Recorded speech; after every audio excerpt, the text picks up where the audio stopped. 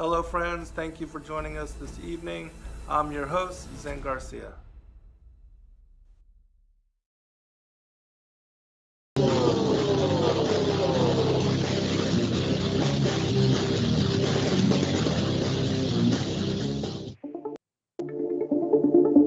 Most are afraid of unknown depths, skirting shores thinking world flat.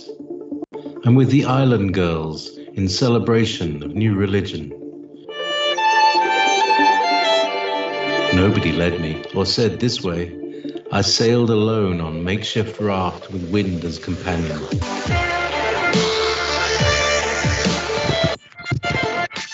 Faith, deliverance, confidence enough to assess new disposition. Seekers of lost paradise may seem fools to those who never sought the other world. Welcome to Momentary Zen with Zen Garcia. Visit www.fallenangels.tv. You're listening to Revolution Radio.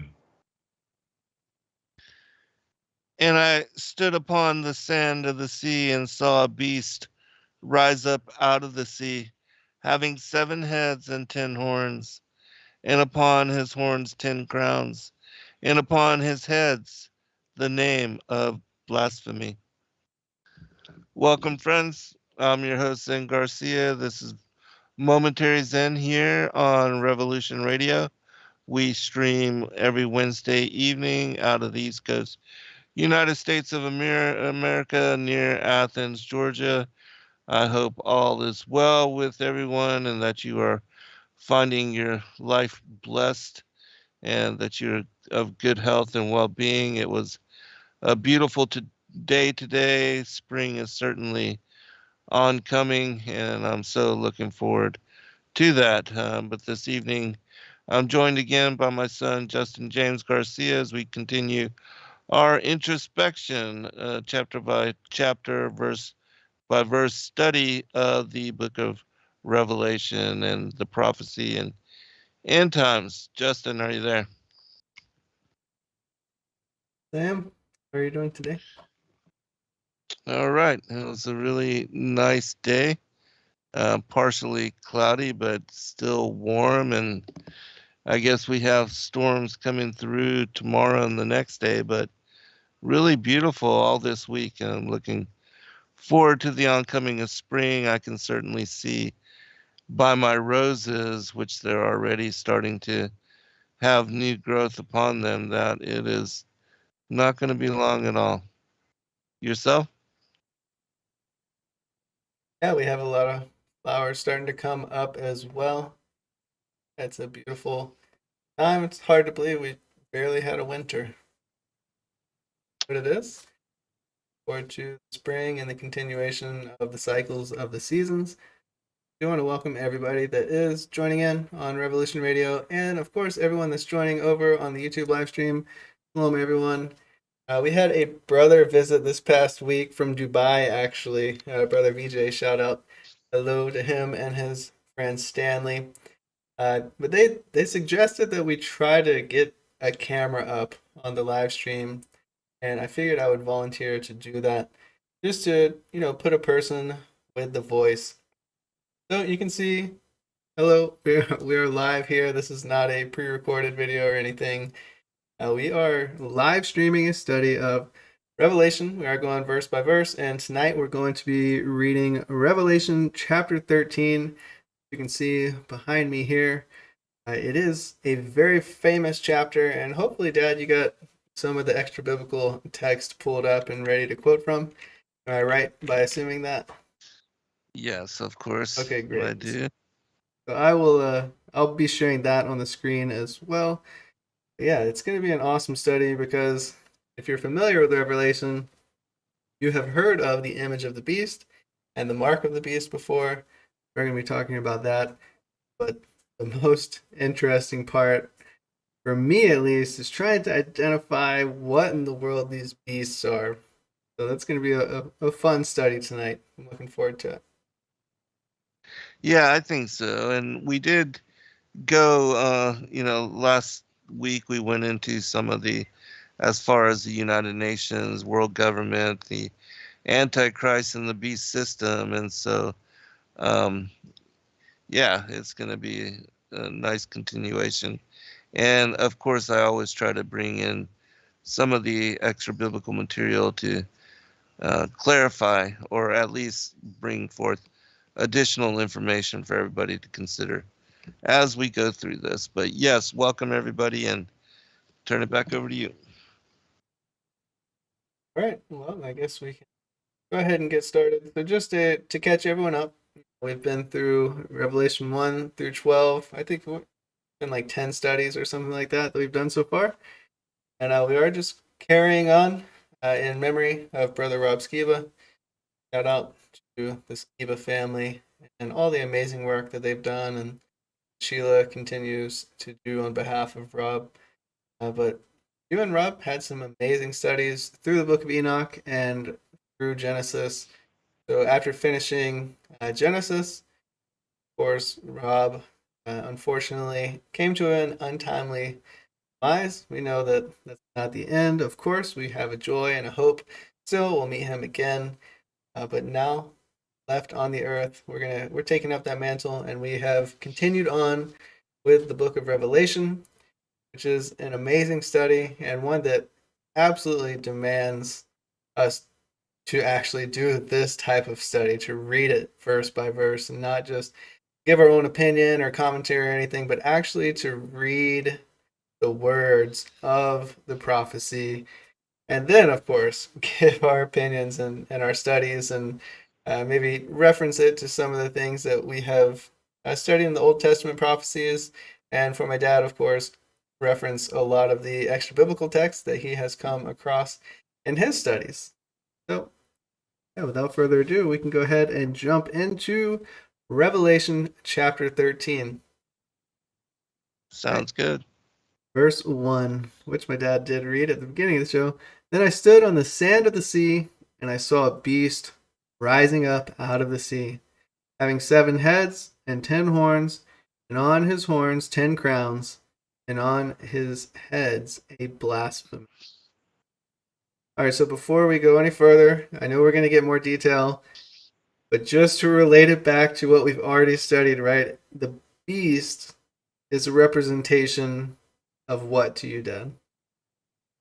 The dragon and the Antichrist and that whole system. And everything that is in opposition, Legion, Satan, the adversary, all of that. Right, yeah, it's an important point, and it's something important to understand. We read last week in Revelation 12, we saw the dragon. The dragon was basically identical, right?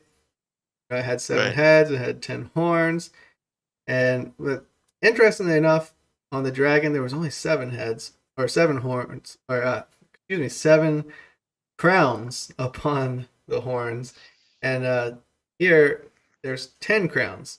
So it's interesting. I'm not 100% certain what that means, but I do think, like you said, the beast does represent the Antichrist kingdom. This is a kingdom, as we're told in 2 Thessalonians 2, the mystery of iniquity has been in the works from before the incarnation of the Messiah. This Babylonian system, I believe, started with Nimrod, even before Nimrod, of course, with Cain. Nimrod was a continuation of that same style of polytheistic worship, which we saw heightened in Genesis 6 when the fallen angels came to the earth, and they mated with the daughters of men, and they bear the Nephilim, the giant offspring. And one way or another, they did survive the flood, and they did reestablish this fallen angel worshiping community, which we see the root in ancient history, as far back as we can see in modern times, is Sumer. So we trace back from Sumer. This is in the Fertile Crescent, what they call the cradle of humanity, where civilization began. Many people have a great concept. They think civilization is great, wonderful. I'm not going to say terrible things, but if you trace civilization back, civilization has always been led by wicked rulers, by greedy bankers, by people who are enslaving the masses, right? So it's nothing new that we're living in this time. I do feel like we're living in an unprecedented time of freedom, and especially over here in the States, we're very, very blessed to be able to worship openly, to be able to have this type of study without fear of, repercussion or attack, or, we're just so blessed. But my point is, if you go back to Sumer and to Babel, where the Tower of Babel was being established, this is where you see the first slavery system, the first banking system, the first, real government system. And it was always meant for this, which is culminating right here in Revelation chapter 13. This a beast is simply a world system, a government system, you could say, or yeah, I guess you would say a government system, right? It's a confederacy, really, when we see here that it has 7 heads and 10 horns. And later on, we're going to find out, I think in Revelation 17, exactly what 7 heads and 10 horns represent. But you can look at it as different kingdoms, different nations. So, the beast's body, as we studied last week in Revelation 12, the body is the beast. And the beast has different heads which speak for the beast. And you can look at them in like chronological order, the first coming and then the second, and so on and so forth, until you finally get to the last one. But what I thought was really interesting compared to last week is that we were learning about the dragon, right? And we know that the dragon literally was identified as Satan. But interestingly enough, Satan was identified as having 7 heads and 10 horns. Now, I don't think that Satan himself, like a cherubim, has 7 heads and 10 horns, right? I think that it was telling us that he is in control of this government system, of this beast system, right? Because later on, we will find out that there are 3 unclean spirits, like frogs is what it says, that come out of the mouth of the dragon, of the beast, and of the false prophet. We will learn more about the false prophet a little bit later on. But did you want to comment on just this first verse here? Yeah, as far as all of what you said, yeah, I'm in agreement, and I think that it goes back to the war in heaven and the opposition, separation of light and darkness, the forces of Legion being cast out, and they're wanting to create kingdoms to rule of their own, their attempt to enslave even pre-Adamic and modern humanity, and all of that, the enmity between the seed lines up until the harvest, it will continue. And it's the opposition, the Antichrist Legion, the powers, the principalities, rulers of darkness, spiritual wickedness in high places, basically the eye at the top of the Illuminati pyramid. Yeah, that's absolutely correct. Really good point. Speaking of the pyramid, just look at the $1 bill. It's the same world system. You can trace it back from America, trace it back to London, of course. From London, you can trace it back to the Romans, the Roman Catholic Church. Rome, trace it back to Greece. From Greece, trace it back to Persia. Trace it back to Babylon, and then before the Assyrians, and then you got the original Babel. Hang on, I gotta sneeze real quick.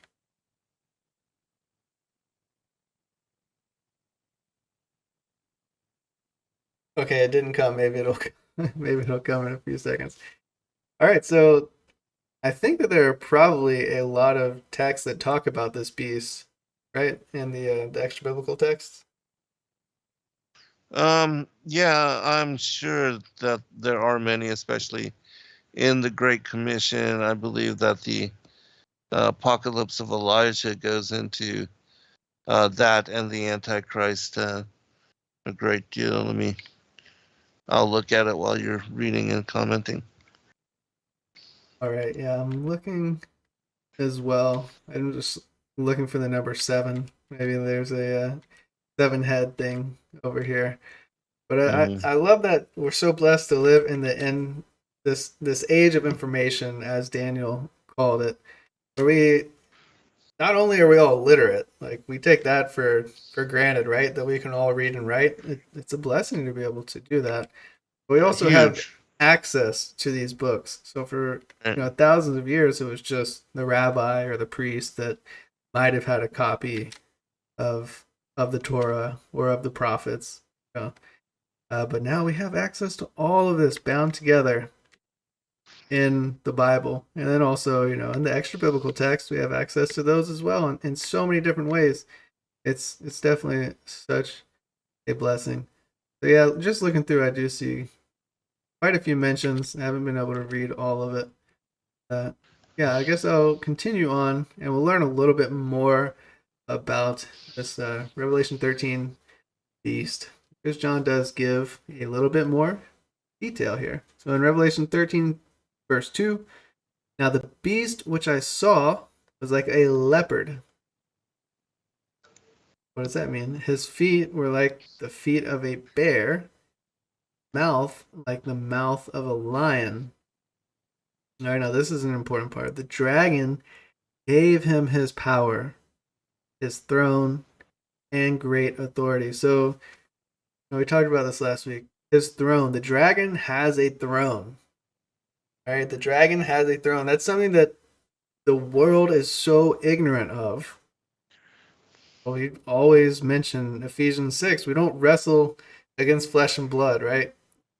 There's literally the powers that be are evil, are wicked. The dragon is the one that is called the god of this age. He is the god of this world, this temporary world right now, because we do live in a fallen world. And he does have a throne in this world. He is a leader in this world. And, when the Messiah came and he was tempted of the devil in the wilderness, right? The devil took him up to a high mountain and told him, I'll give you all these things. You bow down to me, because they're all mine, and I give it to whosoever I will. And the Messiah didn't respond, like, no, it's not. No, that is the reality of the world that we live in right now. So, all right, so we're seeing this beast, and the fact of the matter is the dragon gave the beast his power, the dragon's throne, and great authority. Right, so when we think of the enemy, if people aren't familiar with him, he was a leader. He was like an archangel, and he was a leader over many different angels. And a lot of them rebelled against the Creator and came to the earth. They were, kicked out of heaven. They came to the earth, and this is their like playground for now. And it's just temporary. They know that. They know their time is short, and they're doing their best. Satan beguiled Adam and Eve, and we ended up coming into this world. You could say this program, this simulation, this temporary world that we're living under the authority of the enemy. But hallelujah, the Messiah came into this world as well, even though he never had sinned. He never was found with any iniquity in him, and he didn't have to come into this world, right? But he voluntarily came into this world where we fell into, and paid for the prices of our sins, and died on the cross for our sins, and then displayed his Godhead power by defeating death. We all think, especially atheists, think death is the end, right? That's it. That's the end of our life. That's the end of who we are, right? But the Messiah proved, no, that's not it. Right. Death is temporary.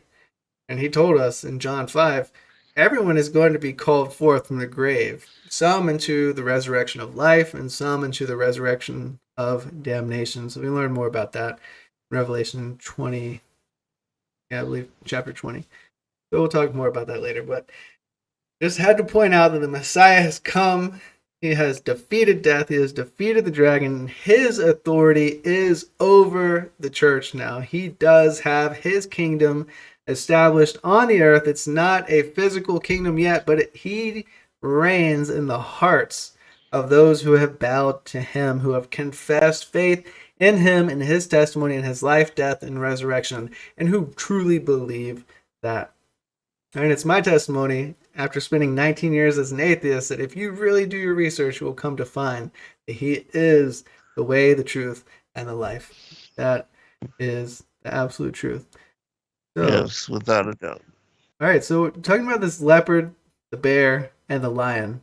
All right, if anyone is new to prophecy, maybe you aren't familiar with this. If you're a seasoned veteran, like I'm sure most of you are, you know Daniel 7. Daniel is given a vision, and he sees this beast. He sees the exact same beast. So, Daniel and John were shown the exact same beast. So maybe we'll read Daniel chapter 7, actually, because I think that it gives a lot of insight into who this beast system is. But before we do that, I'm going to pass it over to you. I'm going to drink some water. Okay. Yes, and we're going to go into, and I was looking up something, an explanation about the coming reign of the Antichrist from some of the footnotes of the Great Commission and the Revelation of St. John the Theologian. So when we get into it, I do have something queued up for that, and we'll also examine some of the other texts, which again, for those that are interested in the study of prophecy and you want to read a lot of the apocalyptic manuscripts which were written especially for the fig tree generation, even the book of Enoch says in the first chapter that he was writing for a remote and distant generation. The Great Commission 3 is a book compilation of end time narratives put together for those that are interested in the study of prophecy. And I think personally, the study of prophecy is the most important thing that we can do with our time, especially in the moments and the age that we find ourselves in. And there's nothing, in my opinion, greater than unraveling the truth of the gospel as laid out and as preserved by the prophets and our Creator for us. He wrote it for us to help us in this time and with this deliberation. And so why not read it and study it and come to understand? Yeah, read with you there. So would you like to read from there, or do you want to just go ahead into Daniel chapter 7? Yeah, go ahead. You read first. I'm going to share my screen so you can read as well. I'm sure you can just pull it up your own. All right. So in the first year of Belshazzar, king of Babylon, Daniel had a dream and visions of his head upon his bed. Then he wrote the dream and told the sum of the matters. All right, so this is important. He wrote the dream and then he told the sum of the matters. So you'll see this a lot in Revelation and in Daniel. There's a vision given, and then there's a description and an explanation of the vision after that. So the chapters will be broken up into two. Like we saw last week in Revelation 12, the first 6 verses were like the vision, a 6-verse vision of all the characters and a little description. And then the rest of the chapter was a more in-depth explanation of all of the vision. So let's go into it. Daniel spake and said, I saw in my vision by night, and behold, the 4 winds of heaven strove upon the great sea. And 4 great beasts came up from the sea, diverse one from another. Right, so in your head you might think, okay, these are 4 different beasts, right? So yeah, 4 different kingdoms, but my interpretation is that even though it's 4 different beasts, the dragon is in all-encompassing of all of these world empires. So the first one was like a lion, had eagle's wings. And I beheld till the wings thereof were plucked, and it was lifted up from the earth and made to stand upon the feet as a man, and a man's heart was given to it. And behold, another beast, a second like to a bear, and it raised up itself on one side, and it had 3 ribs in the mouth of it, between the teeth of it. And they said thus unto it, Arise, devour much flesh. After this I beheld, and lo, another, like a leopard, which had upon the back of it 4 wings of a fowl. The beast also had 4 heads, and dominion was given to it. After this I saw in the night visions, and behold, a 4th beast, dreadful and terrible, and strong exceedingly. And it had great iron teeth. It devoured and brake in pieces, and stamped the residue with the feet of it. And it was diverse from all the beasts that were before it, and it had 10 horns. All right, so this all sounds familiar, right? We see a lion with eagle's wings, a bear, and a leopard. Let's see. Over in Revelation 2, the beast which I saw was like a leopard.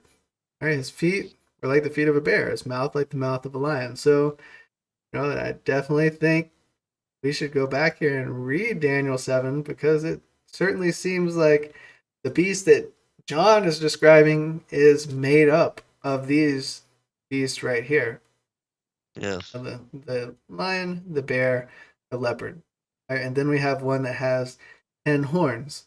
And I consider the horns, and behold, there came up among them another little horn, before whom there were 3 of the first horns plucked up by the roots. And behold, in this horn were eyes like the eyes of man, and a mouth speaking great things.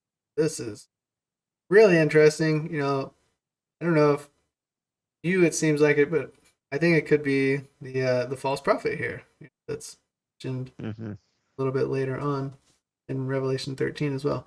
All right, so the Ancient of Days reigns. I beheld till the thrones were cast down, and the Ancient of Days did sit, whose garment was white as snow, and the hair of his head like the pure wool. His throne was like the fiery flame, and his wheels was burning fire. A fiery stream issued and came forth from before him. Thousands ministered unto him, and 10,000 times 10,000 stood before him. The judgment was set, and the books were opened. I beheld then, because of the voice of the great words which the horn spake, I beheld even till the beast was slain, and his body destroyed, and given to the burning flame. As concerning the rest of the beast, they had their dominion taken away, yet their lives were prolonged for a season and a time. Interesting. There's definitely a lot to see here. I think that potentially this, the rest of the beast could be the rest of the nations.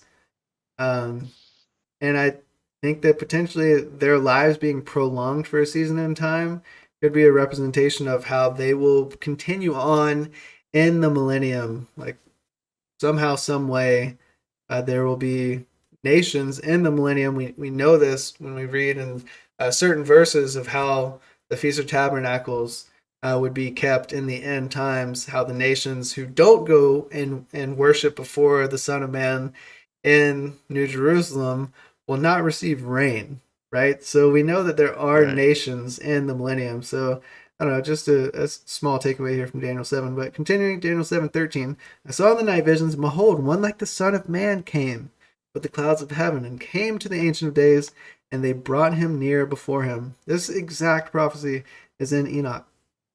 And there was given him dominion and glory and a kingdom, that all people, nations, and languages should serve him. His dominion is an everlasting dominion, which shall not pass away, and his kingdom that which shall not be destroyed. All right, so we saw the entire vision. Saw from the beast all the way till the Son of Man, the stone cut without man's hands, comes and destroys the beast. But here Daniel gives an actual interpretation. So look no further. You don't have to really speculate. Here's the interpretation. I, Daniel, was grieved in my spirit in the midst of my body, and the visions of my head troubled me. I came near unto one of them that stood by, and asked him the truth of all this. So he told me, and made me know the interpretation of the things. These great beasts which are 4 kings, which shall arise out of the earth. But the saints of the Most High shall take the kingdom, and possess the kingdom forever, even forever and ever. Amen. Then I would know the truth of the 4th beast, which was diverse from all the others, exceeding dreadful, whose teeth were of iron, and his nails of brass, which devoured, brake in pieces, and stamped the residue with his feet, and of the 10 horns that were in his head, and of the other which came up, and before whom 3 fell, even of that horn that had eyes and a mouth that spake very great things, whose look was more stout than his fellows. I beheld, and the same horn made war with the saints, and prevailed against them, until the Ancient of Days came, and judgment was given to the saints of the Most High, and the time came that the saints possessed the kingdom. All right, so obviously this horn is Antichrist. All right, so thus he said, the 4th beast shall be the 4th kingdom upon the earth, which shall be diverse from all kingdoms, and shall devour the whole earth, and shall tread it down, and break it in pieces. And the 10 horns out of this kingdom are 10 kings that shall arise, and another shall rise after them, and he shall be diverse from the first, and he shall subdue 3 kings, and he shall speak great words against the Most High, and shall wear out the saints of the Most High, and think to change times and laws, and they shall be given into his hand until a time and times and the dividing of time. Oh, so we see 3.5 years here. That's interesting, right? All right, but the judgment shall sit, and they shall take away his dominion to consume and destroy it unto the end. And the kingdom and dominion and the greatness of the kingdom under the whole heaven shall be given to the people of the saints of the Most High, whose kingdom is an everlasting kingdom, and all dominions shall serve and obey him. Hitherto is the end of the matter. As for me, Daniel, my cogitations much troubled me, and my countenance changed in me, but I kept the matter in my heart. How amazing is that? During the time of Babylon, Daniel was given a prophecy all the way to the end. Right. Babylon, I believe, was the 3rd of the 7 heads. So start off with Nimrod, with the original Babel, and Egypt. The kingdom of Egypt were also the descendants of Nimrod, right? Because the pharaohs, these were children of Nimrod. Right. We read that in the Targum, that all the pharaohs, they were all the same bloodline from Nimrod. So we find out how they, of course, they're all polytheistic religions, and when they were split up after the Tower of Babel story, all their languages were confused, right? But they all carried that same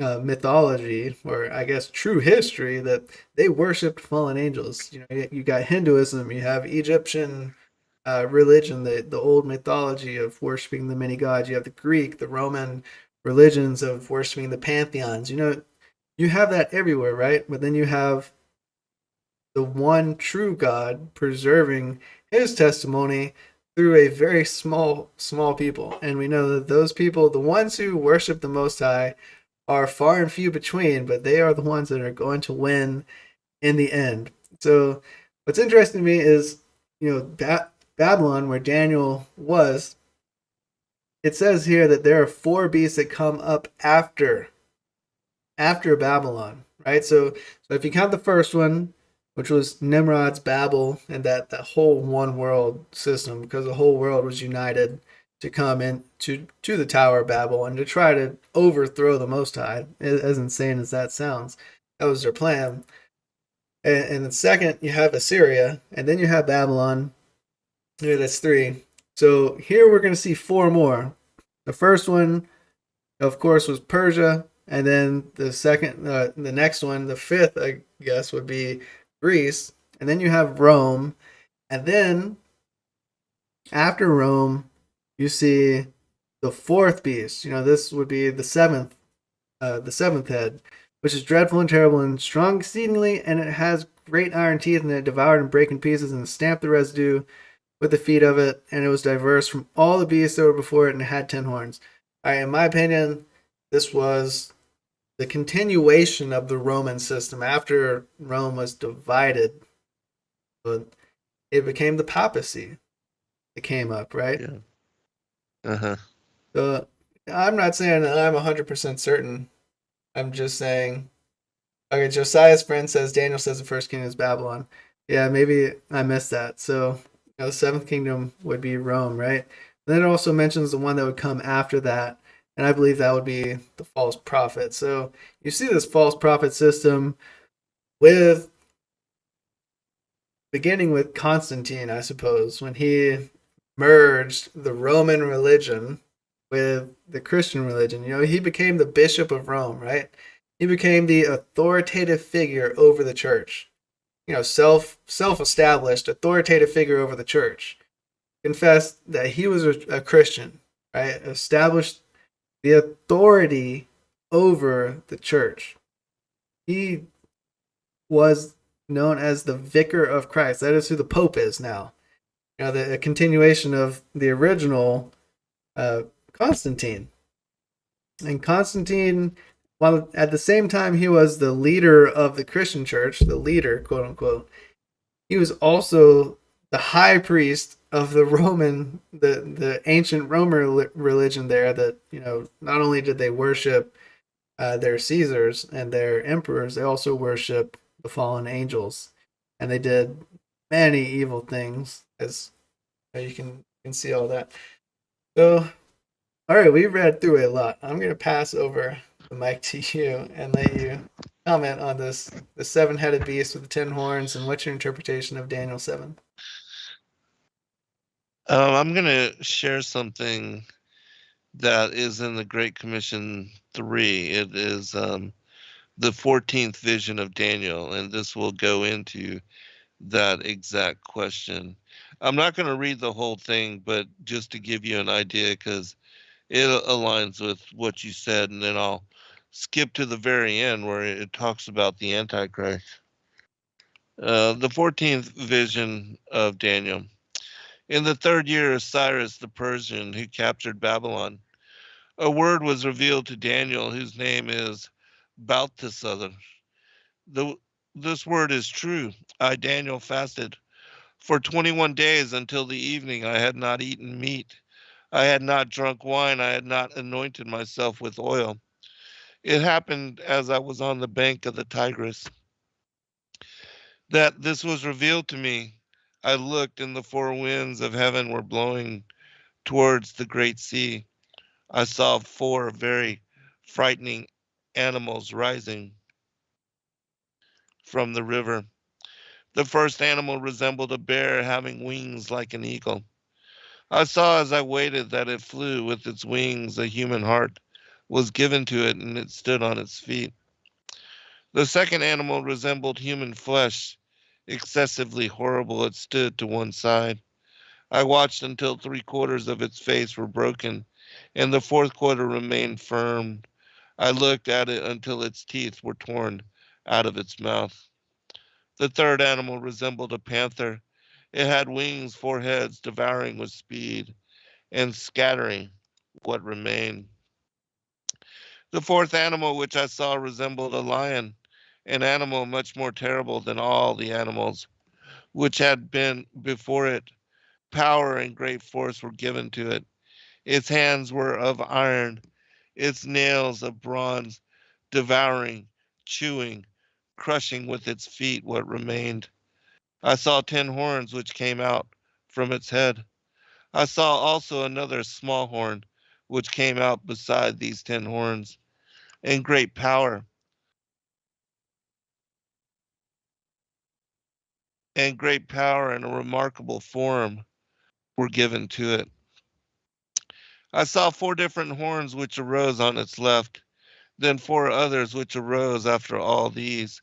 Each of them was different from the others, and between them all they made 19 horns. And I heard a voice which said to me, Daniel, do you understand what you saw? But I said, how can I understand if nobody guides me? I looked, and I saw an angel of God standing on my right. Its wings were extremely bright. I was afraid, and I fell to the ground. The angel seized me, made me stand on my feet, and said to me, stand on your feet so that I can proclaim to you what will happen in the last days. The 4 animals which you saw are 4 kingdoms. The animal that you saw, similar to a bear, is the king of Persia. He will possess the land for 555 years, and then he will perish with his kingdom. He will not be powerful for always. The second animal that you saw, similar to human flesh, it is the king of the Romans. He will seize the land as if by iron. He will extend himself over it. He will dominate by his armies as far as the land of the Ethiopians, and he will reign over it 911 years. But he will not possess the capital of the kingdom until many days are completed. The third animal which you saw, who resembled a panther, it is the king of the Greeks. He will reign over it for 1,000 years and 30 days, but his reign will not last. The fourth animal which you saw, who resembles a lion, is the king of the sons of Ishmael. He will reign for a long time over the land and will be very powerful during many days. This realm will be of the race of Abraham and of the slave of Sarah, the wife of Abraham. All the cities of the Persians, the Romans, and the Greeks will be destroyed. 19 kings of this race among the sons of Ishmael will reign over the land. They will reign until the time of their end. The 10th of their kings will be like a prophet. The number of his name is 399. He will practice justice, will give bread to the famished, clothing to those which are naked. He will free those who are slaves. His mercy will spread over the whole land, and his justice up to heaven.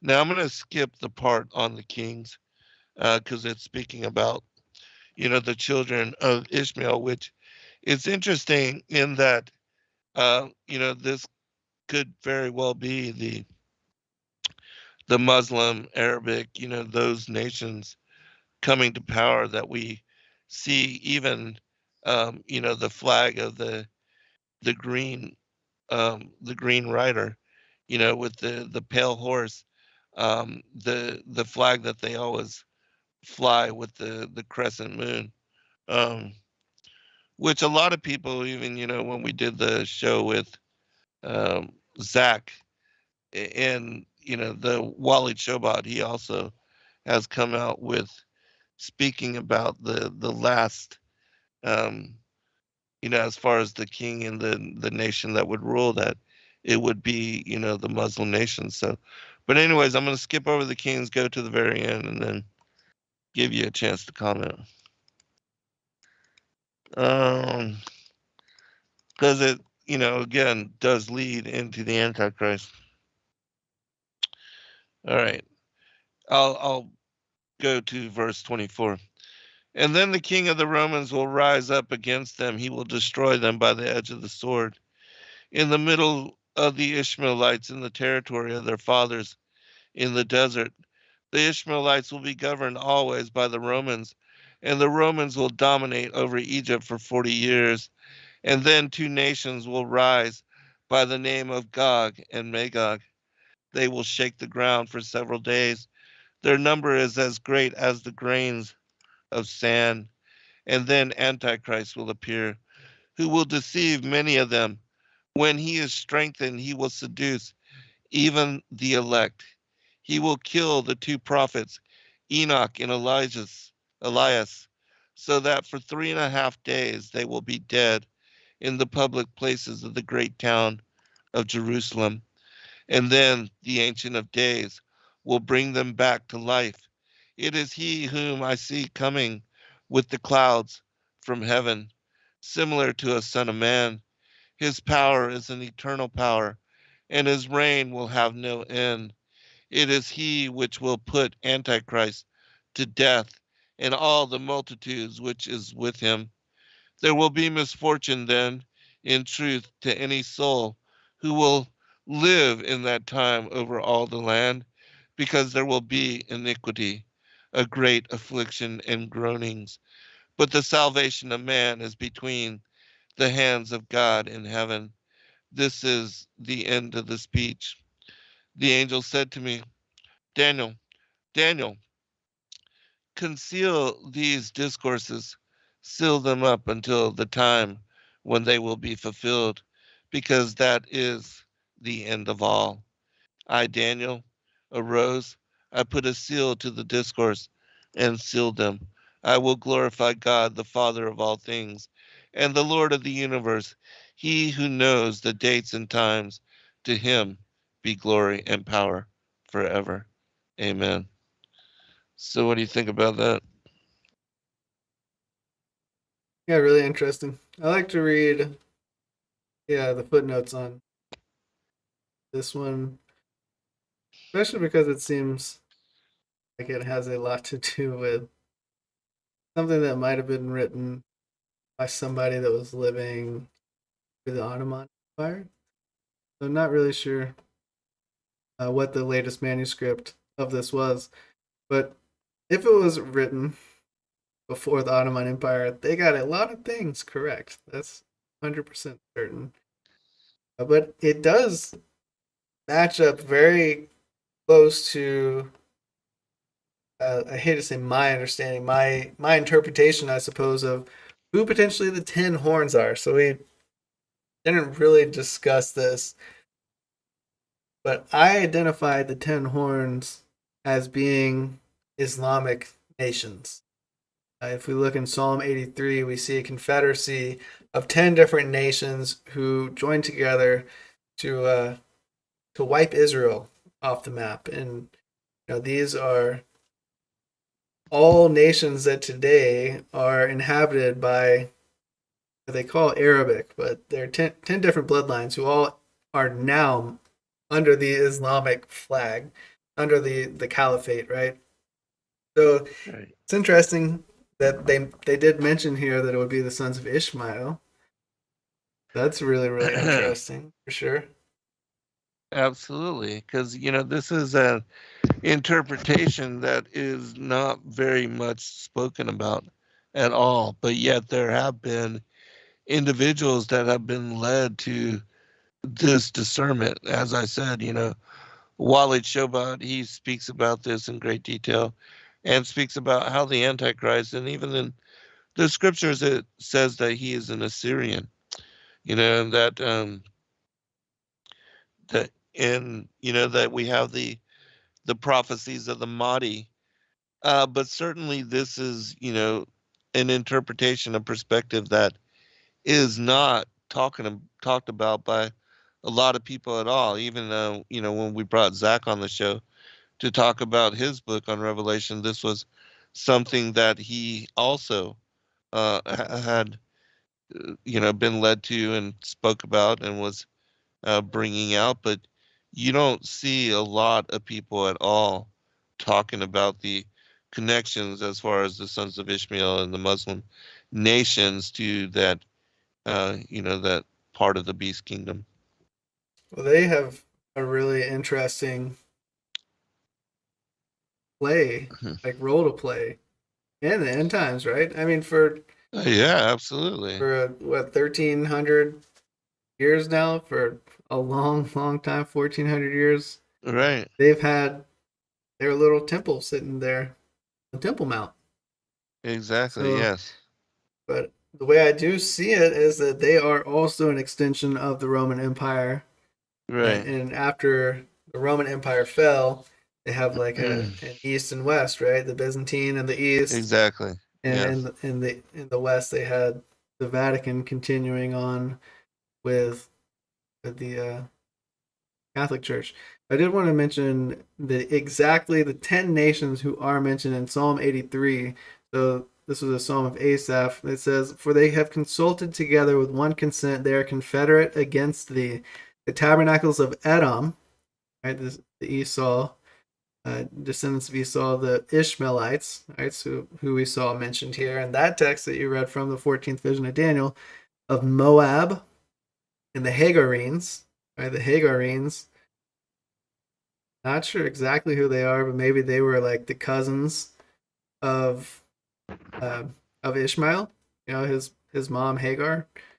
Maybe Yes. these were her family members. Gebal, Right. Ammon, Amalek, the Philistines with the inhabitants of Tyre. You gotta have Lebanon. You have the like coasts, even where Palestine, Philistines are right here. Amalek, Ammon over there in Jordan, along with Moab, and then Asher, Assyria, is joined with them, and they have helped the children of Lot, which were Moab and Ammon over there in Jordan. You see, Assyria does have a big role. Asher also is joined with them. This is something Zach mentioned to me a long time ago. This could also mean that Asher, or Assyria, has joined them. He is the one that has called this confederacy together. That's an interesting look at it as well. But he says, Turkey is obviously the one that for the past 10 years or so we've seen the calls from Erdogan over there that has been like trying to unite the Islamic world. And of course, we know their eschatology is that they're going to eventually, as it said there in that 14th vision of Daniel, they're going to rule the entire world. Right? Right, and reestablish the caliphate. Right, they're going to reestablish the caliphate. So that is some. Let's keep that in mind as we continue on in Revelation 13, because that is a way that I can see Revelation 13 fulfilling when we see the beast receive the deadly head wound. Right, that's a beast being exactly, a nation being cut off, and then that nation being reestablished, which could potentially be the caliphate being resurrected, right? And then a leader coming back to rule over the caliphate, and then if they do gain world control, that would be really interesting. The one thing I have to point out is in Revelation 18. So if my interpretation of the 10 horns is accurate, if that is something that potentially does happen with the caliphate, we do see that there is. Revelation 17. The whore, the mystery Babylon, that rides on this beast, right? Mystery Babylon is the mystery religion. Many people say maybe it's the synagogue of Satan, maybe it's the Roman Catholics. I'm not going to say for certain who it could be. It's probably both of them mixed together with their leaders, the Freemasons. But I wanted to point out this one verse in Revelation 17:16. The 10 horns which you saw on the beast, these will hate the harlot, make her desolate and naked, and eat her flesh and burn her with fire. All right, so these 10 horns, they're going to receive authority with 1 hour as kings with the beast. All right, so Pastor Arnold Murray used to teach that these were actually fallen angels that were going to come back with Satan, and then they were like fallen angel leaders. They were going to be leaders over these 10 kingdoms. And the one thing that I wanted to mention is that they are distinct from 7 heads, right? And from Mystery Babylon, the harlot, the mother of all the harlots of the earth, who sits on the beast. And they hate her, and they burn her with fire. I mean, if you look at 9/11, 2001, you can kind of see how who would fill these roles, right? Right. Burning her with fire. If you look in Israel today, like who's making war with the harlot? Who's making war with Mystery Babylon? You can see those two confederacies, right? It's really really interesting to me. But yeah, I'll pass it back to you. We're almost at break. Yeah, we've just got a minute remaining, but again, with regard to a lot of the manuscripts of the Great Commission as well, it's not that we say or consider them all to be inspired or gospel, but very interesting for consideration. And as a publishing company, we just want you to have all the manuscripts that are available so that you can read and study, and then allow your own discernment to lead you in coming to the truth. And if you don't have a chance to read it, how will you ever know? And so we want to give you that opportunity, that chance to read and see and have available all the ancient manuscripts which have been largely hidden and kept away, um, hoarded by the masses, those who believe that they are of the elect, and those that think that they have the power and the control to rule over all of us with impunity. And so we want you to have the truth and to be able to read it and study it yourself. But anyways, we are at break, and we'll be right back for second hour and second portion. Hopefully we can cover more than 2 verses during the second hour. Hopefully.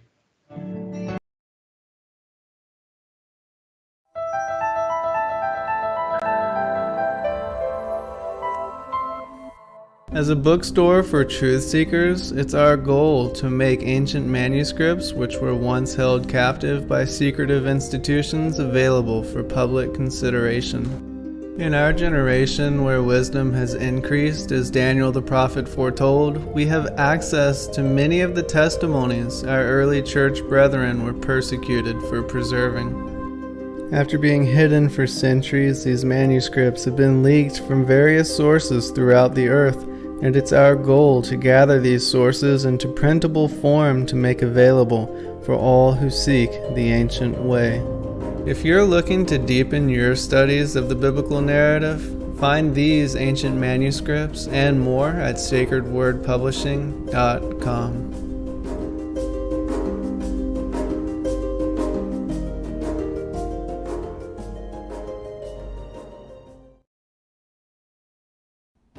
Your partnership with Sacred Word Publishing goes further than the publishing of ancient manuscripts and weekly video content. You also make a huge impact across the earth in orphanages in Myanmar, India, Uganda, and Kenya. Your support is crucial for the development of the ecclesia of real truth seekers. We thank you for joining us in hosting Secrets Revealed, Momentary Zen, the Digital Readers Club, Ask Me Anything series, and other shows that have helped lead so many to the truth of salvation. To become even more involved, please visit patreon.com/sacredwordpublishing, where you can partake in exclusive, interactive, patron-only content and help us continue shining the light of love in this darkened world.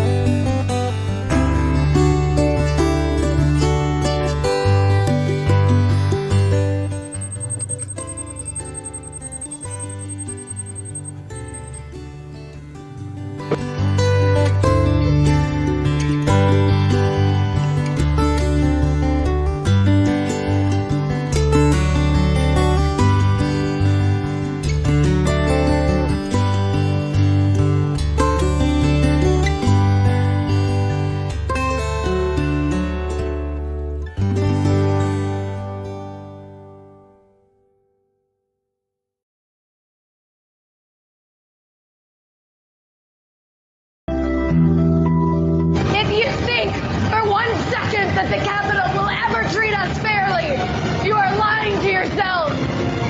Because we know who they are and what they do. This is what they do, and we must fight back.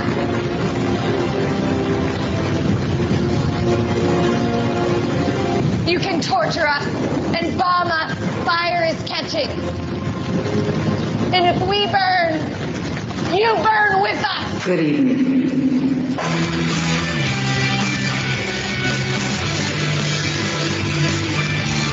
Are you awake yet? I hope. We've tried and we've tried for years and years to use passive resistance and loud voices to make a change. The time is over. Your governments around the world have no other goal than to decimate your entire existence at the hands of the bankers and the elites. The war is coming, and it's your choice to decide if you want to be a warrior or a victim. Denial is not a choice anymore. Revolution Radio, freedomslips.com, the #1 listener-supported radio station on the planet. Not giving up. Revolution Radio.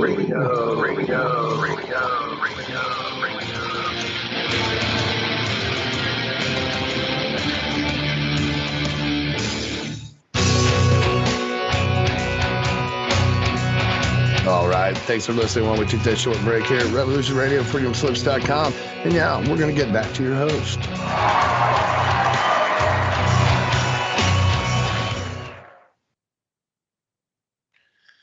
All right. Welcome back, everybody, for a second hour. I'm your host, Zen Garcia. This is Momentary Zen. I'm joined by my son, Justin James, as we continue our study of the book of Revelation. And let's try to make it past a few more passages. Turn it back over to you, son. Yeah, interesting.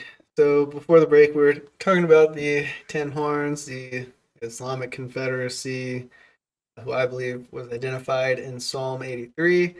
Also somewhat related to Revelation chapter 12. Dragon sends a flood out of his mouth after the woman, who it would be Israel, of course, because the Messiah came forth from Israel. Talked about that last week, but I wanted to bring something forth that, in my opinion, could identify serpent seed in these prophecies. Maybe you'll be proud of me if I mentioned this one. All right, so, Revelation chapter 12, we see that flood come out of the mouth of the serpent, going after the woman.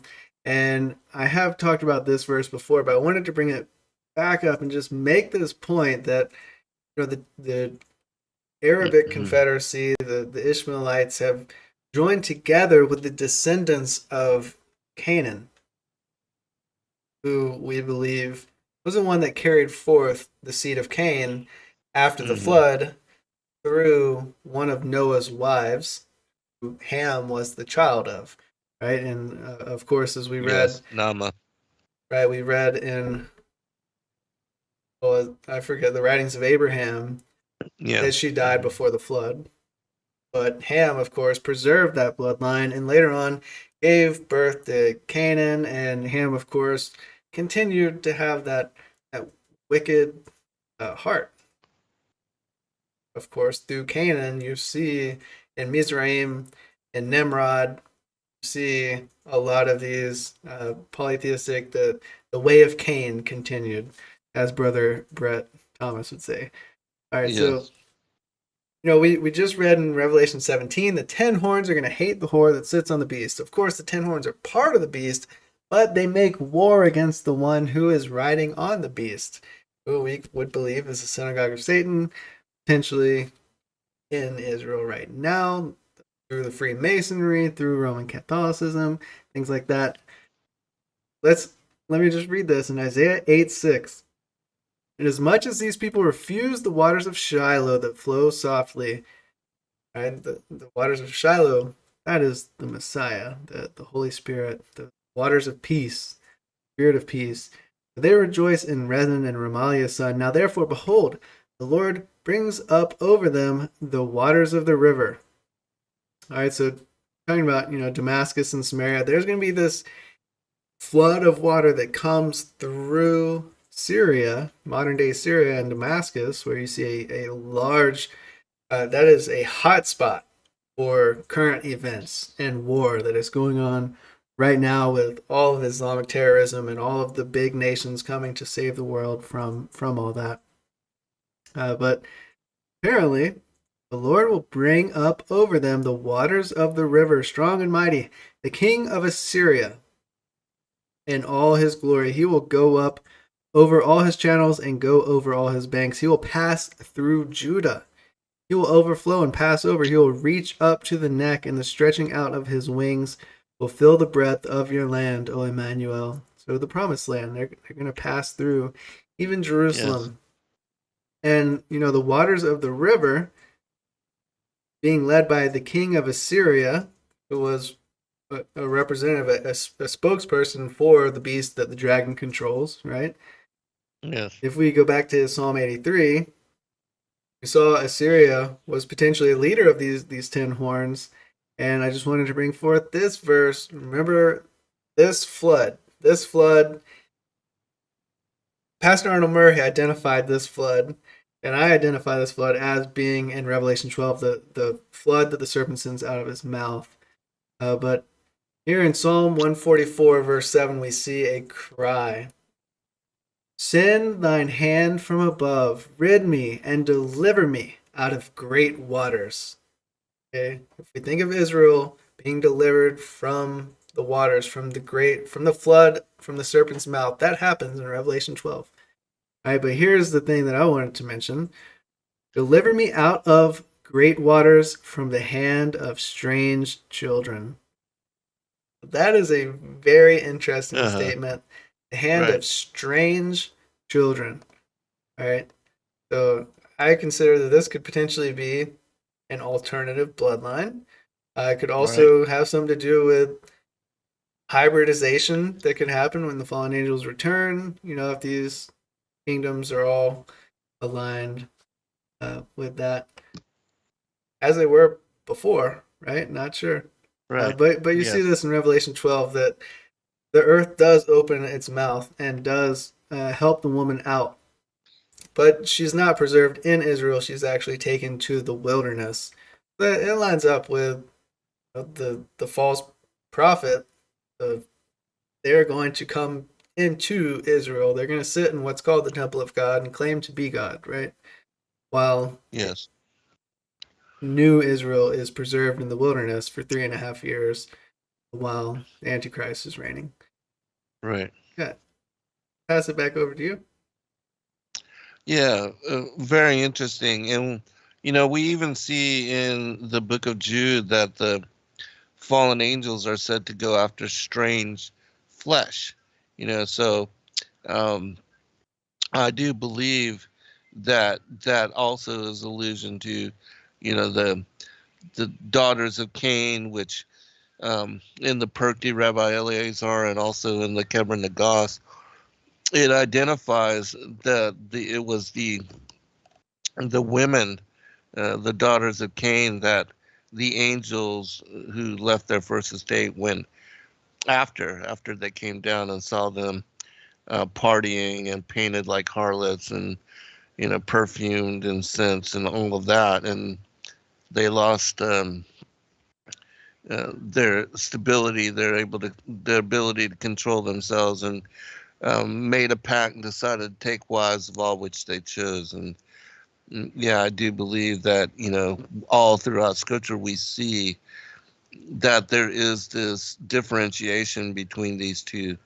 bloodlines, and certainly there is allusion to them as being strange flesh. And even in the book of Enoch, we see that the children of Cain, and Cain himself is identified as a black bull, whereas the children of Adam are identified as the white bulls. And so, yeah, it plays out all throughout Scripture, the enmity between the seed of the woman and the seed of the serpent. And I've covered in a lot of my work that even though Ishmael was a child of Abraham from Hagar, that he was considered, serpent seed, and that the Canaanites, without a doubt, in my opinion, did carry over that Ham was able to see the nakedness of his father to mate with his mother Nama, and that yes, she did pass away, and that in that manuscript it says that Noah took a third wife named Akila, but that Canaan was the result of his having seen the nakedness of his father. And a lot of people identify that story as being homosexual in nature, but that can't be, because again, in the Targum it makes clear that Canaan was the result of that particular act, and Canaan being born of it, that Noah cursed not Ham but Canaan, because it was he that continued the bloodline of the serpent, and that they were the ones that usurped the land from Shem. And even Israel, which is named ancient Canaan, took its name from that usurpation. And so a lot of history, the thing with Joshua 10 and all of that, which we've covered a lot. But I don't want to digress. Let's continue with the study. Good points. All right, so we've made it through 2 verses talking about All right. the beast. And verse 3 says, "And I saw one of his heads as if it had been mortally wounded, and his deadly wound was healed. And all the world marveled and followed the beast." So, potentially what we read earlier with 14th vision of Daniel, if what it says there that beast was the Ottoman Empire, that would be interesting, because I do see one of the ways that this could be fulfilled is if this head that was mortally wounded was the Islamic Caliphate. If the Islamic Caliphate is resurrected, which there's so many attempts to do, right? That could fulfill this. Not 100% certain that would be it, but what's your take? What else could it be? Well, a lot of people interpret that as being a re-established Rome. That even the 10 fingers, 10 toes, the clay, and the iron, and that it's that the Roman Empire, and a lot of people interpret it this way, that it never was fully destroyed or taken out of the way. That the Catholic Church, even with I forget the prince that was able to destroy the Catholic Church. They say that it was also the restoration, and that it was the head that was wounded in similarity. But I see more connections again with the Ottoman Empire and the sons of Ishmael, and because that's something that not a lot of people look into or examine, but it fits. It also fits, and even with the vision of Daniel, talking about when the establishment of this particular kingdom, and which I'm not the expert on these kind of things at all, but there are people that have done very in-depth studies. Even Wally Chobot, like I said, he goes into and considers this in great detail and brings forth a very persuasive argument and consideration for this particular perspective. And so it's something that I feel people should examine. And in having heard him and a couple others, because again, I said it's not relayed by many, it's not embraced by a lot of people. It's still relatively new as interpretation, but it does fit with the vision, with the prophecy. And again, I do believe that the Muslim nations, and even with the vision of Pike, and how the Zionists, and we see Israel, the Jerusalem, as a cup of trembling amongst the nations, and that the whole confederation of nations that attacked Israel after it was established as a nation, and that this particular Jerusalem as a cup of trembling and the establishing of the Zionist state, that it in the Pike's vision is what leads to the third larger conflict, and we see all this kind of taking place even now. Yeah, good points. Definitely, what I don't think it is that it's a president that's going, like people thought it was JFK, right? Or people thought that Uh-huh. it's going to be some world leader, like some human being. I don't believe that's what each of these heads on the beast represent. I don't think Right. it's just a single human being. I think that it's a kingdom that would be eradicated and then restored. Another one I could see that being would be the false state of Israel that is led by the synagogue of Satan. Mm. And then everyone does wonder after Israel, but not sure it's been completed yet, because as soon as it does, it says all the world marvels and follows the beast. All right, all the world is going to follow this kingdom. So that's interesting. All right, so they worship the dragon who gave authority to the beast, and they worship the beast, saying, "Who's like unto the beast? Who's able to make war with him?" I guess that's a really interesting statement. It says that the whole world is going to worship the dragon as well, and we know in Revelation 12 it says the dragon deceives the whole world. So I wonder if, I'm assuming they don't know who they're worshiping, right? Who Right. gives authority to the beast. They're probably like, oh yeah, he's given them technology, he's given them every good thing that you can imagine, and they're prospering, and they have the internet. It's like they have cell phones. But like, what you really need in life is salvation. That's what you really need, right? But the world isn't looking for that. And the dragon's going to give the world everything that they look for, and then they're going to worship the beast. They're going to say, "Who's likened to the beast? Who's able to make war with him?"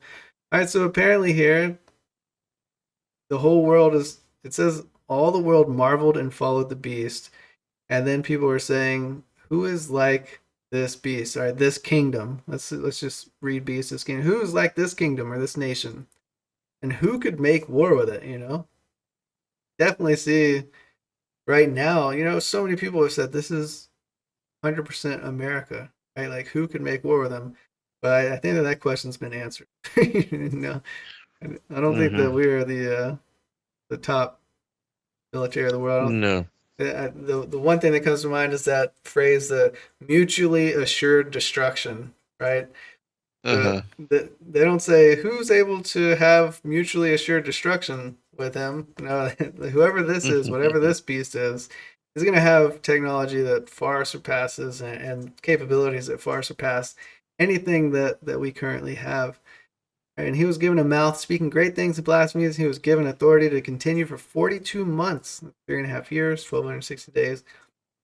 Then he opened his mouth in blasphemy against God, to blaspheme his name, his tabernacle, and those who dwell in heaven. It was granted to him to make war with the saints and to overcome them, and authority was given him over every tribe, tongue, and nations. People make fun of you if you believe in the New World Order, right? But it says here he has authority over every tribe, tongue, and nation. Potentially, some nations will still have their flag flying, but he's going to be given authority over them. I guess it's kind of like in the European Union right now, right? You have a bunch of different nations, but they're all submitted to the EU. That union, right? And the United Nations is over the nations. You still have the nations, but you have this a authoritative figure or assembly of nations that's above that. But then above that, of course, going up the pyramid, right at the top, you're going to have this authority above every tribe and tongue and nation. And all who dwell on the earth will worship him, whose names have not been written in the book of life of the Lamb slain from the foundation of the world. So, got any comment? Yeah, because I see this again with the New World Order, world government, and even now you have a lot of the politicians all over the world that are loosely connected through the Freemasonic, the secret societies, and they all have taken blood oaths to worship the beast, even though they spiritually might not even understand what that is. They might think, oh, control, power, um, the things of this world, and they might not even believe in, God or a devil or Antichrist, anything of that nature. But yet, it's my opinion that when all of this is established, the world government is established, and as it says, there in Albert Pike, um, where in, it says, with Christianity, whose deistic spirits will from that moment be without compass or direction, anxious for an ideal, but without knowing where to render its adoration, then will receive the true light through the universal manifestation of the pure doctrine of Lucifer, brought finally out in the public view. I think that at some point, when this supernatural being comes upon the world stage, takes over authority over the New World Order, over the world government, and becomes a personality which is no longer behind the scenes, no longer the Oz behind the mask, but there, sort of like in that Childhood's End, where the two children come out with the devil. They're holding the hands of the devil, and he finally comes out into the limelight, and the televisions broadcast this devil holding hands with these children, and they realized that what they believed that was the overseers, the watchers, the ancient aliens, the extraterrestrials that had helped them for the 50 years, that they said they couldn't come out into the limelight, and then they finally do, and he looks exactly like the devil in manifestation. That's what I think will happen also with all those that are bound to the New World Order, that have been working for this world government, this one world economic system for so very long, but they won't realize until that moment that they truly are working for the devil, and that they will all wonder at the beast. And then at that time they'll think and say and declare, well, who can war with the beast? Who can war with the dragon? Who can war with the devil?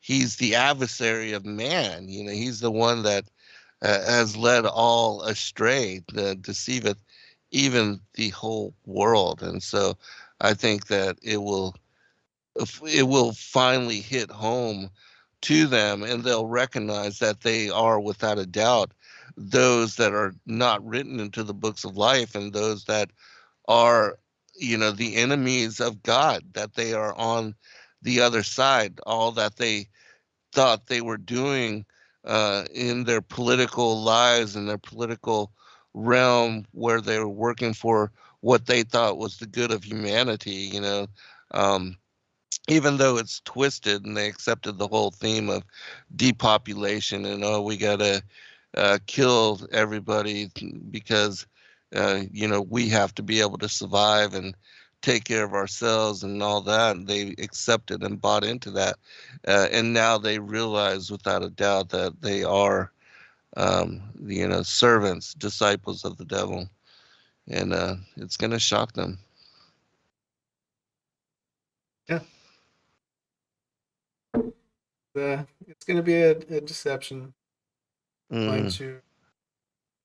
I don't know if I do not agree with what it said in the 14th vision of Daniel, that even the elect would be deceived. So If it were possible. If it were possible. I don't think that it's possible. All right. That the Holy Spirit would allow his elect to. But that's how great that deception will be. Right. going to be crazy, and clearly the whole world is going to be bandwagoning after Yes. this beast. They're going to be like, "Whoa, amazing!" And do you think Mhm. that potentially this could also have been Rome, the Catholic Church? Yeah, and I still think that there is something to that. But I think that the Muslim nations, and because they are also, they're part of the Freemason system as well.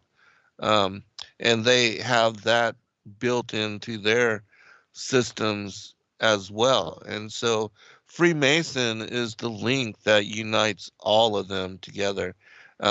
From Caesars to the popes to the whatever the sultans, and that it's all um, different disguises, but the same kind of system, and just changing forms and adapting to the times and but still the same beast system going back to, Babylon and Atlantis, and to, when the feathered serpent was worshipped and ruled even in antediluvian times.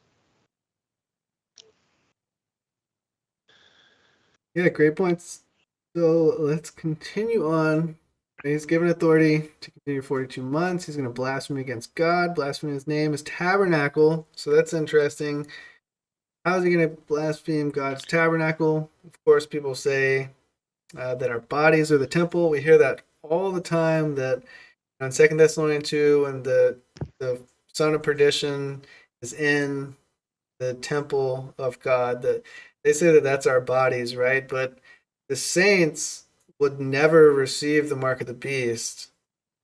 If you do receive the mark of the beast, you're not a saint, you're not saved, right? All who Right, receive the mark of the right. beast have their part in the lake of fire, which is the second death. So I don't believe that interpretation, that the tabernacle here is the body of the saints.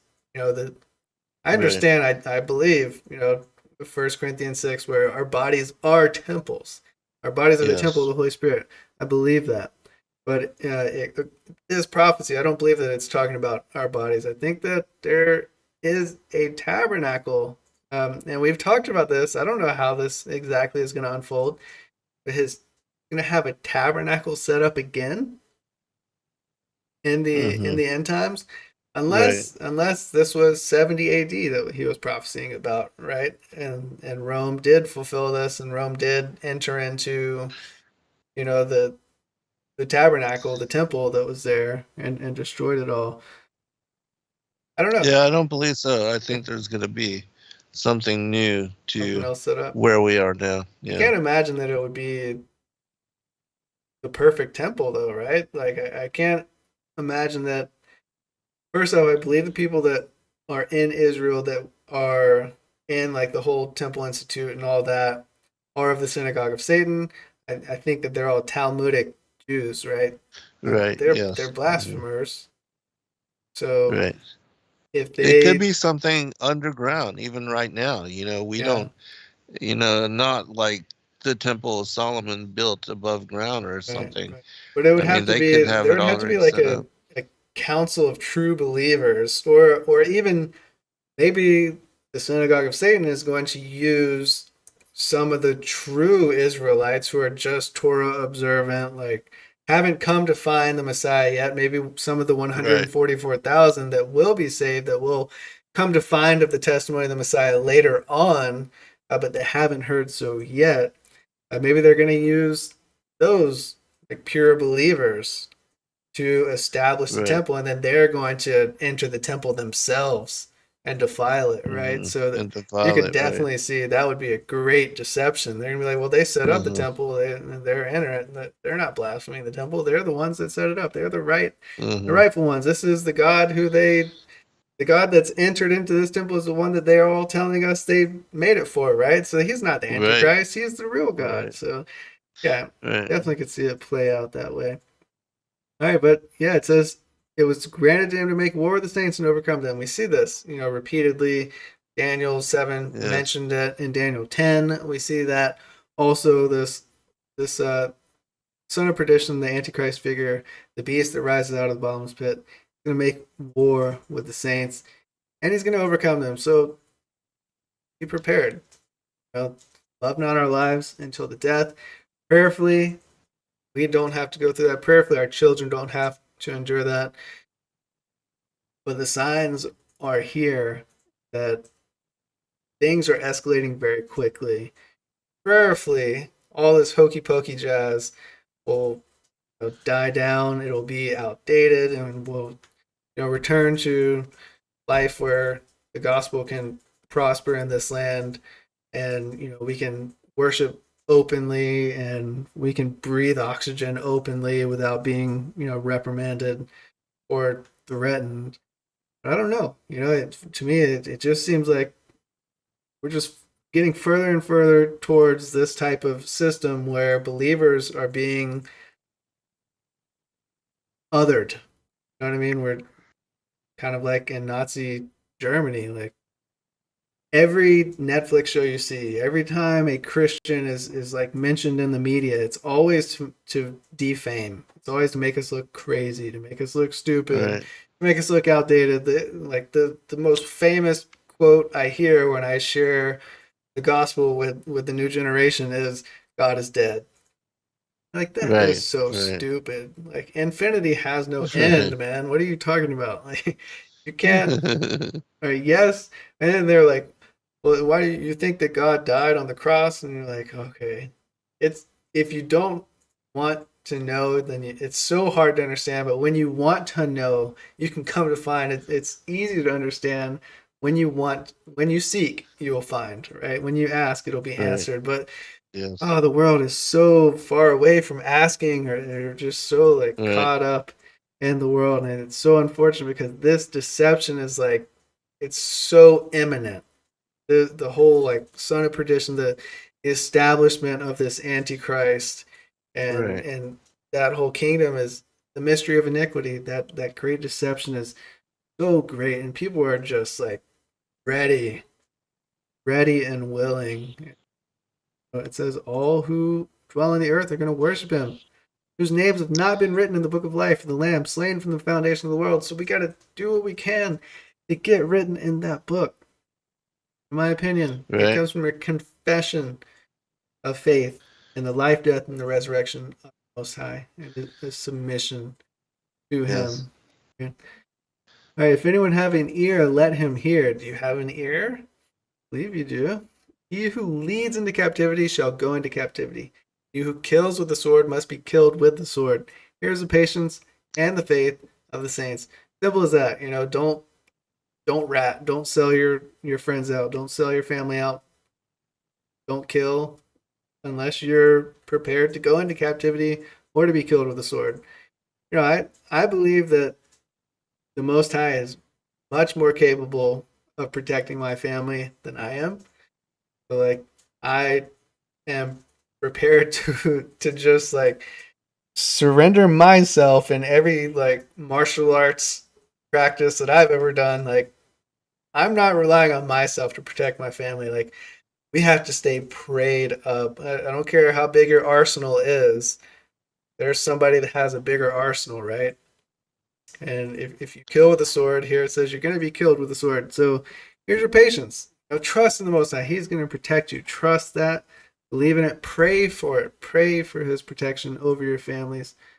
All right, so let's continue on. We're going to get through the second half here. We have 8 verses left. Revelation 13:11. Then I saw another beast coming up out of the earth, and he had 2 horns like a lamb and spoke like a dragon. And he exercises all the authority of the first beast in his presence, and causes the earth and those who dwell in it to worship the first beast, whose deadly wound was healed. He performs great signs, so that he even makes fire come down from heaven on the earth in the sight of men. And he deceives those who dwell on the earth by those signs which he was granted to do in the sight of the beast, telling those who dwell on the earth to make an image to the beast who was wounded by the sword and lived. It was granted power to give breath to the image of the beast, that the image of the beast should both speak and cause as many as would not worship the image of the beast to be killed. All right, so let's stop here and discuss this because there's a lot of symbology. I want to be clear with what exactly these symbols mean and refer it back to scripture. I don't want to just go off on my own thoughts. All right, so this second beast has two horns, speaks like a dragon. All right, two horns like a lamb. That's interesting to me. Uh, Anything you wanted to mention about this second beast? Um, well, two horns like a lamb. So a lamb, is docile, peaceful, kind, and gentle. And so I think that it will kind of resemble that, but just like it says in the scriptures, how Antichrist comes in, and he doesn't come in just, guns blazing and go after the saints. He comes in with gentle persuasion and with all the wonder that everybody believes him to be the true Christ. He does um, deceive everybody, and many are ready and willing to bend the knee.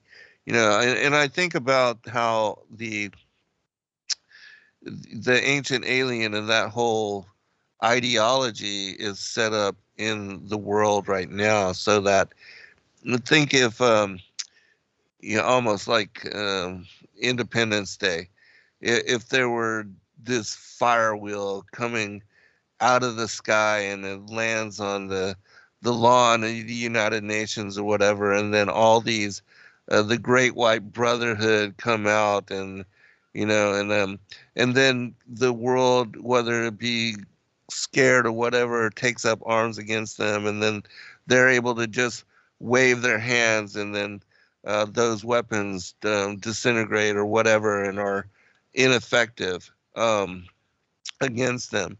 And then they go up and they call for a covenant, and they call for all the world leaders to come forth to sign a covenant with them for peace and reconciliation and goodwill, and to deal with the affairs of humanity and the nations of the world in a different manner than what had been. And that this you talk about people being ready to bend the knee, and all the people that are already bought into the whole ideology that they were the creators of humanity, and that God, the true Godhead, the Father, Son, and the Holy Spirit, that even Yeshua was an ancient alien.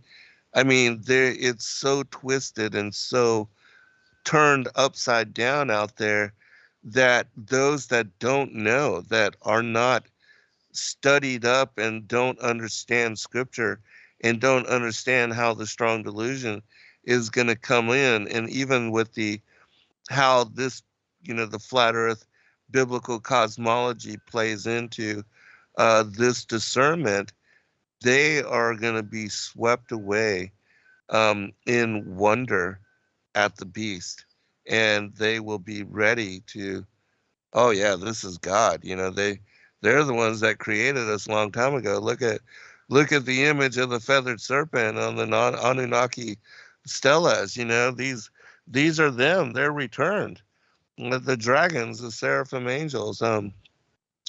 And so I think that the deception is going to be very subtle at first, but then, of course, he's going to turn his back on the saints and start to kill and to massacre and to set out war against. And then those, people will then recognize that this is clear in the scriptures as well, that when he starts to persecute and to murder the saints, that people finally wake up to the deception. Yeah, really good. In the chat, they're saying, the first beast is political and the second one is a religious beast. So, you know, interesting. I could definitely see that. I was looking at scripture for potentially where we could find information about this second beast that comes up. It has two horns like a lamb. All right, so a lamb is a sheep, right? But it speaks like a dragon. All right, so speaking with the same authority that the first beast had. But if we go over to Daniel 8, we see a vision of a ram that has two horns, right? And a ram is a sheep. So if we look, that is the kings of Media and Persia. So if you think about who that is today, you're looking at Iran, right? And who would Iran lead? Iran would lead the Islamic world, right? So interesting. Not saying that that's 100% accurate. I was just looking for a potential candidate, but I could see that. They're waiting for the Mahdi. Right, the Imam Mahdi, right? And they say that he's going to come back with Jesus, right? Right. That's crazy. All right, so he exercised all the authority of the first beast, causes everyone who dwells on earth to worship the first beast, whose deadly wound was healed. All right, so this is important to know. Whoever this is, that the deadly wound was healed, after that deadly wound is healed, after that nation is established, after that one world order is established, then comes this second beast. All right, and he exercises all the authority of the first beast in his presence. So this beast is like the buddy of the first beast, right? Of the first New World Order kingdom that is reigning over the earth. All right, and this second one is like making the world worship the first beast. And then, so that's why this is the false prophet, is what people consider. Yes. This second beast is the false prophet. Not sure if it's a single individual. I don't believe the first beast is a single individual, but the system is the beast. The beast is a system. And of course, I believe there could be a leader of the system, of these systems. Right. And so we see he performs great signs. He makes fire come down from heaven. He's got these miraculous signs that he can deceive the world with. But all right, so this is getting to the interesting part. We've got like 10, 15 minutes left. So I'm sure everyone's been looking forward to this one. It was actually the namesake of tonight's broadcast, the image and the mark of the beast. So he tells those who dwell on earth to make an image to the beast who was wounded by the sword. All right, so what is this image? An image, this is like the same thing when the Messiah shows us a coin and says, like, whose image is on this coin? And they say, oh, it's the Caesar's. And he says, okay, we'll render to Caesar what is Caesar's. But the point I'm making here is that word image is the same thing you see there. So it's like a sculpted image. You see it like a sculpture. There's going to be a sculpture to the beast who was wounded by the sword and lived. So interesting. But here's more interesting, is that he was granted power to give breath to the image of the beast. All right, so this image, this sculpture, is going to get breath. All right, it's going to like be alive. It's going to speak.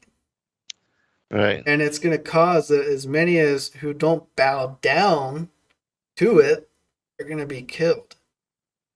I mean, we see some crazy technology coming out now, right?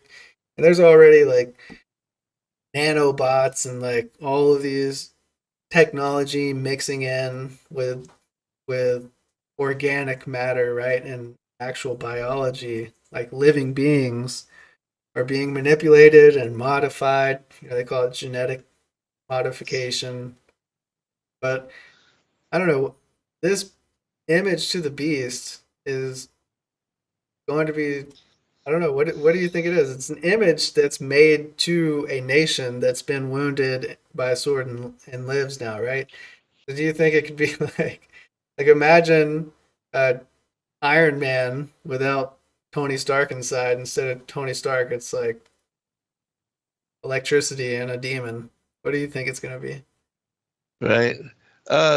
Think of it being as a communication device. Imagine it being even like a false Ark of the Covenant, with the two seraphim on the opposite ends, and then there's communication, or there's an image to the dragon in the middle, and that this particular dragon, even if it's like a hologram screen that comes open, like in Star Trek, and where they're able to communicate with the other ships, or to speak with other planets, or this particular interdimensional being is somewhere.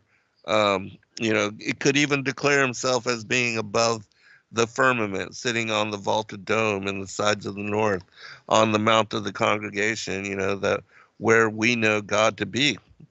And it could have a ship up there in the atmosphere that everybody in the whole world is able to see, that it comes down, descends, and stays parked in the atmosphere, and everybody sees it, and they're, oh, the ancient aliens are returning, and there's some kind of supernatural uh, craziness, and that sweeps up the world, because everything then will stop in its tracks, and everybody will wonder, and then they're going to think like, oh well, it says that Christ will return, every eye shall see him from the east to the west.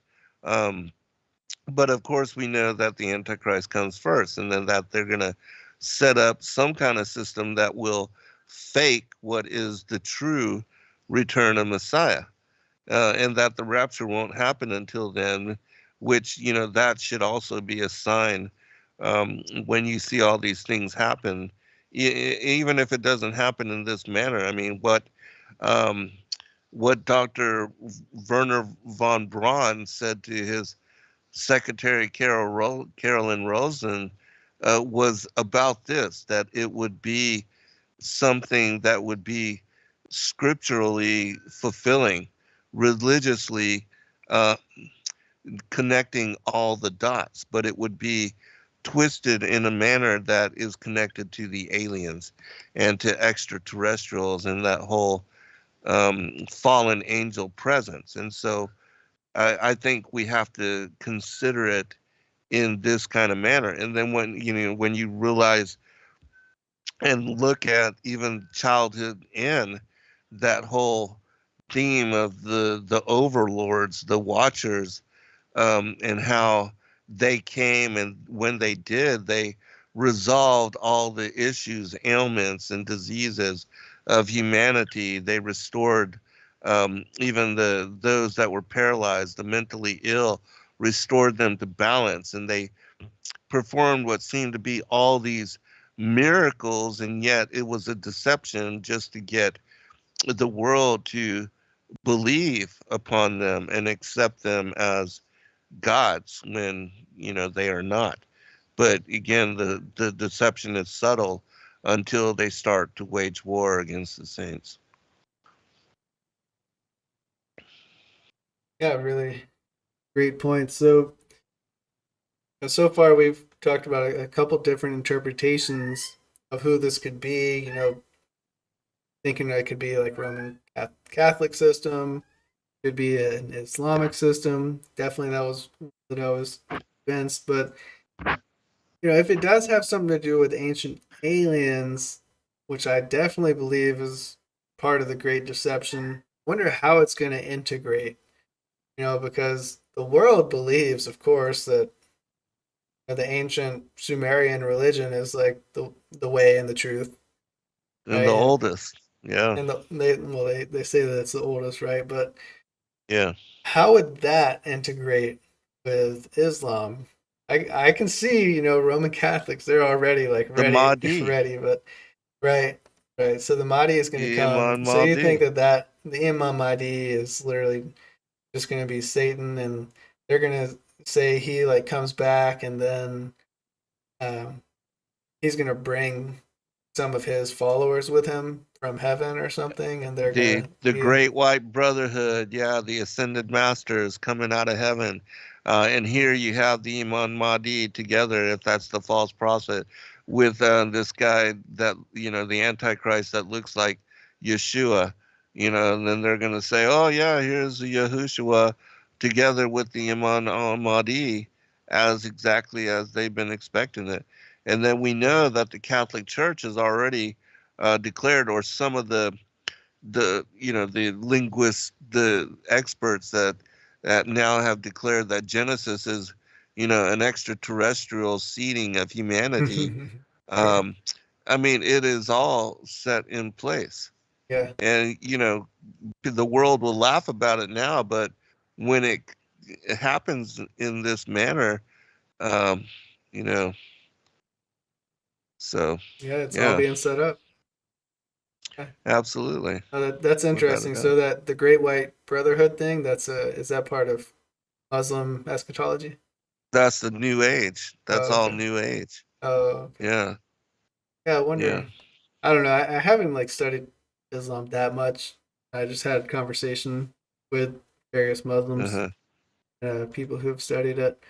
And I definitely, Nabil Qureshi. He was the author of Seeking Allah, Finding Jesus. He had some great works. I loved listening to him before he passed. But all right, let's continue on. We're almost done. We only have a few minutes left, so let's get to the second part here. So we've discussed the image of the beast.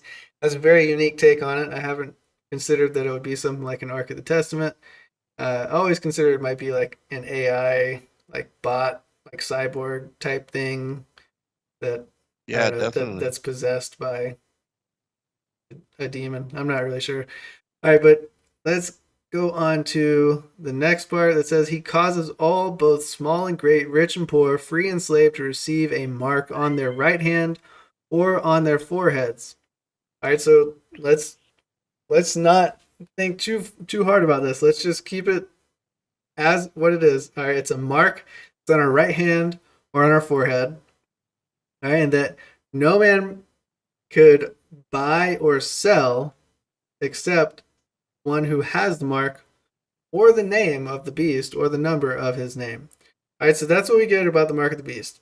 First off, it's going to be in your right hand or your forehead. And second, that you can't buy or sell without it. All right. Uh-huh. And then here is wisdom. Let him who has understanding calculate the number of the beast, for it is a number of a man. His number is 666.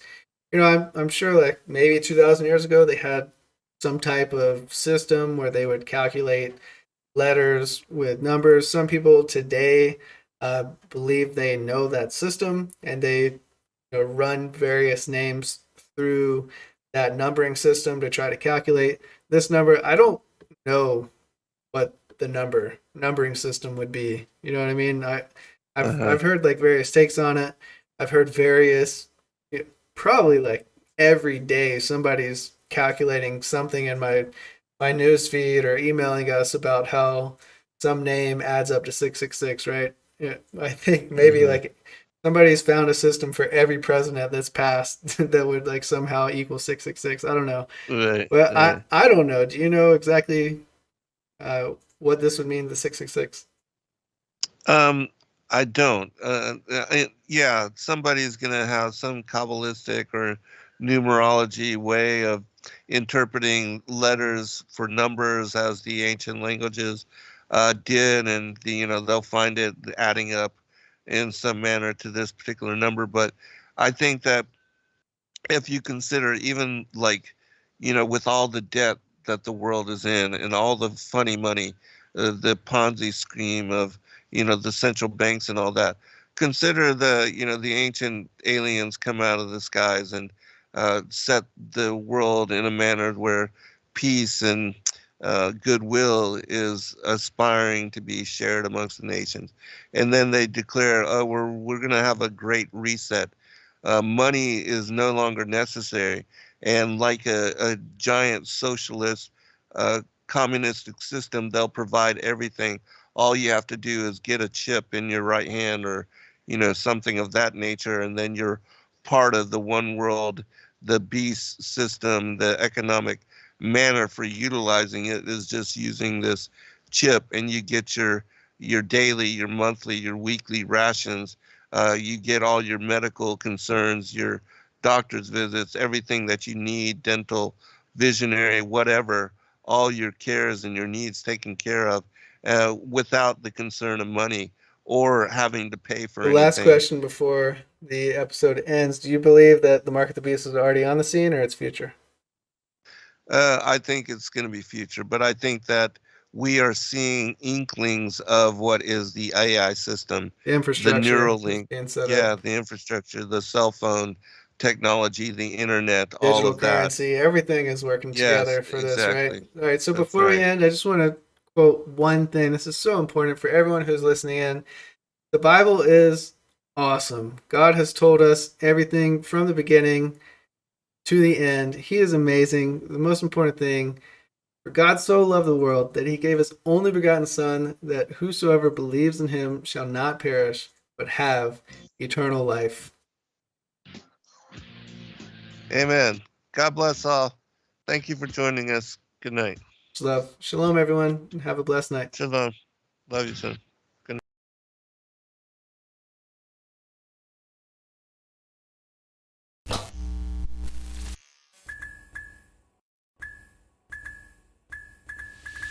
Thank you everybody for joining us for this video and this broadcast. We appreciate all of you and thank you for your patronage.